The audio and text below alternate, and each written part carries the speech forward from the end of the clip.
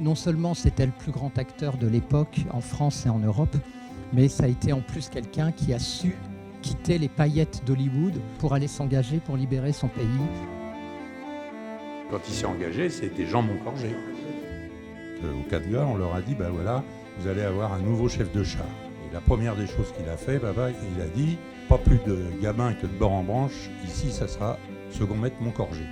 C'est la première fois qu'on arrive à regrouper des objets pour beaucoup inédits, des courriers lorsqu'il est aux États-Unis. On a une vitrine très émouvante avec son uniforme, avec sa sacoche, son fusil. Et évidemment, ce char. On va reconstituer une scène d'entrée dans Paris du RBFM, du Régiment blindé de fusiliers marins de la 2e DB. Nous sommes au Normandie Victory Museum.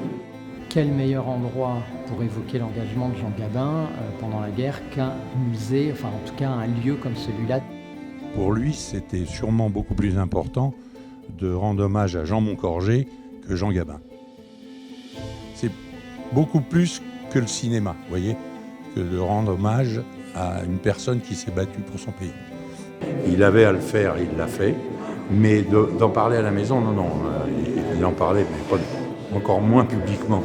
Et on comprend ce que ça voulait dire que d'être chef de char quand on avait 40 ans, qu'on avait peur du feu et qu'on était claustrophobe.